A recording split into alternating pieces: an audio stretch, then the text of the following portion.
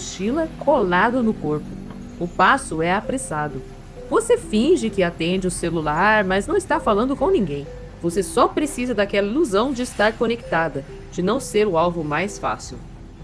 Os olhos não olham para os lados, olham para o chão, mas registram a sombra que se aproxima. É o ritual diário de quem vive o medo invisível da cidade.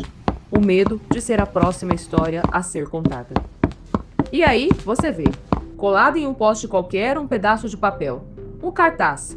Apenas a certeza materializada. Abre aspas, mais um assalto aqui. Mais uma vítima. Fecha aspas. Aquele papel é um grito silencioso.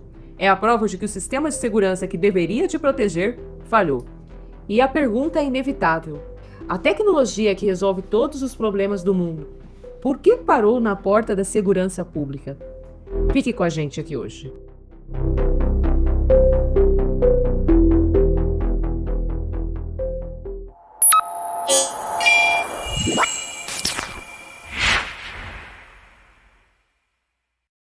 Olá, sejam muito bem-vindos ao Bits, o podcast que te ajuda a decodificar o futuro. Eu sou a Andressa Carvalho. E eu sou o Fábio Xavier. No episódio de hoje, vamos falar sobre a inércia digital na segurança pública, analisando a falência de um modelo de gestão e as soluções que o Brasil já tem, mas insiste em não usar. E antes de mergulharmos nos sinais dessa falência digital na segurança, precisamos de você. Vamos pro nosso pedido, né, Fábio? Sim, exato. Para você não perder nenhuma dessas conversas e continuar na vanguarda, a gente precisa que você se conecte com o Bits. E é super simples, você já está ouvindo pelo Spotify, pela Amazon Music ou outro aplicativo, é só seguir ou assinar o nosso programa. Sim, e lá no YouTube também o combo completo, né? Assine, siga-nos no YouTube, dê o curtir no vídeo e compartilhe para nos ajudar. Isso mesmo. E o sintoma mais claro dessa inércia é a sensação de que o crime está sempre um passo à frente, né? É como disse o nosso colega Flávio Ridival nos comentários: enquanto o Estado faz palestras, o crime faz pós-graduação. É uma frase dura e infelizmente precisa, né? Esse comentário foi feito num post que a gente fez sobre segurança digital, né? Um cartaz que foi colado lá em alguns postes do bairro de Pinheiros, falando que você está em Pinheiros, área com alto índice de assaltos à mão armada. Isso é terrível, né? Demais, né? Que ponto chegamos, né? E aí, nesse post, esse comentário do Flávio aí traz a realidade dura na nossa cara, né? Então, Fábio, você citou em seu post a ideia de que a solução não é tecnológica, mas de governança digital. O que isso significa na prática, assim? Significa que o problema não é ter ou não ter uma câmera, por exemplo, né? O problema é que a câmera da polícia muitas vezes não vai falar com a câmera da guarda municipal, que não vai falar com a câmera do metrô. Acabam sendo sistemas isolados e aí essa falta muitas vezes de interconectividade acaba dificultando as ações, né? Esse aí é o famoso cada um no seu quadrado, né? E isso na área legal tem um nome, né? Silo de dados e falta de interoperabilidade. Exatamente, né? Essa governança digital é o que unificaria esses dados para criar um mapa completo de segurança, permitindo o que muitas vezes a gente chama de inteligência, né? Inteligência aí, de criminalidade ou inteligência para identificar áreas mais perigosas e não apenas força. Seria usar a análise preditiva e a IA para mapear as manchas quentes de criminalidade e assim direcionar o patrulhamento antes do assalto acontecer e muitas vezes evitar esse tipo de situação. Tem um cartaz, né? Provavelmente todo mundo está ciente, né? Sim. E do ponto de vista legal, assim, essa falta de integração de dados, informações entre as forças de segurança acaba sendo um obstáculo real para o nosso trabalho na área jurídica. Se a lei exige a preservação da cadeia de custódia da prova, mas o dado da câmera é apagado em 72 horas, por exemplo, da ocorrência está em outro sistema, a defesa tem um prato cheio, né? A unificação aí da governança de dados é a base para a prova e também para uma possível condenação, né? Sim, sem dúvida, né? E o mais chocante é que as ferramentas para sair dessa inércia muitas vezes já estão disponíveis. E aqui eu trago o exemplo do Smart Sampa, que o próprio ouvinte Danilo Z mencionou lá nos comentários da postagem, né? Como prova de que a tecnologia bem aplicada acaba funcionando.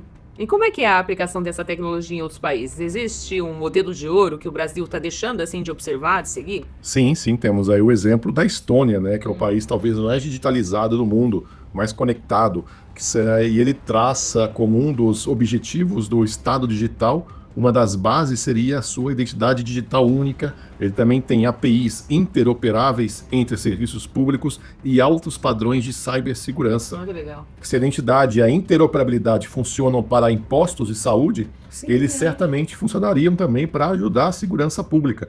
No Brasil, talvez essa falta de visão estratégica integrada possa ser uma das causas desses níveis aí tão altos de violência que a gente tem enfrentado. Pois é. Então a solução não é comprar mais carros ou mais câmeras, né? É investir naquilo que unifica tudo, que é a governança digital. E, juridicamente, é crucial também o estabelecimento de normas claras de proteção de dados nesse ecossistema todo, né? Garantindo que o uso da IA preditiva não vai gerar uma discriminação algorítmica, vieses, né? Ou um perfilamento ilegal de cidadãos. O ganho da eficiência não pode vir a custo de violação de direitos também, né? Sim, sem dúvida. E esse equilíbrio é muito complicado, né? Sim. Mas ele tem que ser muito bem observado para que a tecnologia não acabe virando mais uma arma contra nós, Pois é. né? E é como disse o policial e professor lá, Lívio Rocha, também nos comentários, que não adianta as melhores ferramentas se não tiver investimento nas pessoas envolvidas. Você sempre fala disso, né? Sempre falo desse tripé: tecnologia, processos e principalmente pessoas. E essa discussão sobre se a tecnologia é a chave ou se é apenas um paliativo nos leva diretamente para o nosso aprofundamento de hoje. Fábio, a discussão que seu post gerou nos comentários é o cerne do problema de segurança do Brasil. A grande pergunta que fica é: a falência da segurança pública é puramente estrutural, de impunidades, leis, pobreza, ou a falta de vontade política e de gestão tecnológica tem um peso muito maior aí do que se imagina? Então, não sei, a maioria dos nossos ouvintes e comentaristas foca naturalmente na parte que mais dói, né? O que tá batendo. Por exemplo, o Rogério Pisa, o Fernando Gonçalves e a Vera Helena Castanho defendem a tese de que sem educação de base forte e empregos dignos, a criminalidade não vai diminuir. Eles têm um ponto fortíssimo, né? É a prevenção primária, a base de tudo, né? De tudo. Nós temos que investir realmente em educação de qualidade desde cedo para que essas pessoas possam se preparar para ter um emprego digno no futuro. Tem que quebrar o ciclo, né? Não adianta chegar só agora e resolver essas pessoas, tal. Tem que quebrar o ciclo, né? Sim. E do lado judicial, a crítica acaba sendo, ou legal, a crítica acaba sendo ainda mais aguda. Os comentários de Hélio Vieira, Neto Dias e Jorge Luiz são unânimes. O problema é o judiciário que solta a impunidade, né? Eles dizem que a polícia fecha o grande no gelo, né? Porque prende, esse é o comentário geral, né? Prende, vai lá e o juiz solta, né? Como se na audiência de custódia e tal. E o Alberto Nairo questiona: só tem passagem, não tem ficagem. Essa é boa. Essa é muito boa, né? Se a lei protege o criminoso, como disse o Denis Cardoso, a tecnologia não vai resolver. Então, é uma crítica talvez até justa e urgente, mas a gente tem um problema maior, né? Eu insisto que a inércia digital e a gestão não podem ser uma desculpa. Pensa bem, né? O que esses dois grupos estão pedindo? Eu acho que tem aí os dois lados, né? Justiça e punição e o outro oportunidade e educação. Eu acho que são os dois lados de uma mesma moeda, né? Sim, tem que trabalhar em conjunto, né? Não tem uma solução fácil, simples. A solução talvez seja bem mais complexa. E eu defendo que a tecnologia não é o substituto de nenhuma dessas coisas, mas é o grande acelerador delas. Verdade, né? Porque ignorar o fato que potencializa a aplicação de ambas as soluções, né? Isso não faz sentido. Então, podemos usar a tecnologia para acelerar esses dois lados. E eu aqui como advogada vejo que a ponte legal aqui para a tecnologia, né? Na frente ali judicial punitiva, o problema não é só a lei, acaba sendo a aplicação, né? A gente realmente precisa ter devido processo legal, né? Mas a falta de tecnologia para coletar dados, imagens e logs de uma forma ininterrupta e auditável, ali que preserve também os direitos humanos, é o que permite que as defesas técnicas derrubem os casos assim, né? Porque você vai pegar um tecnicismo e vai tirar, né, na validade daquela prova. A IA, ao garantir a cadeia de custódia digital, atende à demanda, assim, com justiça, esse clamor, tornando a prisão e a condenação, assim, mais sólidas, digamos assim, né? Que é o viés já que está ali na ponta, no resultado desse processo ali de punição, né? Ou do problema da sociedade, né? Sim, ou seja, a IA em conjunto com uma governança digital forte vão resolver essa falha, né? É o caminho, né? Sim, e ela transforma a ação policial em prender melhor, com provas digitais automaticamente coletadas e geolocalizadas. Olha que maravilha que poderia ser, né? Também na frente aí social, estrutural, onde o Marcelo Carmócio, por exemplo, fala em mudar a Constituição, a tecnologia acaba entrando para proteger os direitos individuais aí. A gente precisa de legislação que obrigue o uso transparente de IA na segurança pública também. Se a IA preditiva vai identificar uma mancha quente ali onde está acontecendo, que nem esse cartaz aí, que foi feito por pessoas, né? Foram pessoas que se colocaram ali, a sociedade fazendo isso, né? O Estado tem que provar que o patrulhamento foi enviado para lá por causa do dado, e não de um preconceito, e não porque existem mais pobres ali, alguma coisa assim. A transparência do algoritmo também para esses tipos de análise e deslocamento, né? Ou alocação de patrulhamento, acaba sendo aí uma garantia constitucional também. Sim, de novo, é a tecnologia sendo usada para criar um sistema de cobrança por resultados e para garantir a fiscalização, talvez, do poder público, né? Sim. A análise preditiva permite que o recurso humano seja alocado com base em dados, né? E não em achismo, né? Vai ser uma sociedade data-driven. E ela consegue prever a hora e provavelmente o local do próximo assalto. Né? Lembra aquele filme do Tom Cruise lá? Como é que chamava? Minority Report. É verdade. A tecnologia não vai ser um paliativo ali que vai apenas documentar o crime para ir atrás dele, né? Atrás do criminoso, né? Ela vai ser uma ferramenta de gestão que vai mudar o modus operandi da polícia, focando ali o recurso humano e inteligência e não somente numa reação ali, né? Uma prevenção. E a gente precisa lembrar também que o criminoso também já está usando essas coisas, né? Então ele provavelmente pode desenvolver coisas para evitar até onde ele sabe que a polícia pode estar procurando. E a nossa legislação ela precisa ser aí o guarda-reio, né? Para garantir que essa eficiência venha com justiça, com respeito à privacidade, a todos os direitos também, né? Que a gente não pode colocar à margem. Sim, com certeza, né? O problema real, como disse o Vanderlei Canissa, é a falta de governança digital. Precisamos exigir que a tecnologia seja tratada como um investimento estratégico com metas claras de redução de criminalidade. A tecnologia está pronta, mas a falha ainda continua sendo muitas vezes lá no elo humano, né? O elo das pessoas que acaba sendo sempre o mais negligenciado. E eu acho que a segurança pública aqui no nível que está, não é nenhuma questão só de vontade política, não. É uma questão de realmente forjar toda uma estrutura que vá trabalhar aí na raiz do problema, né?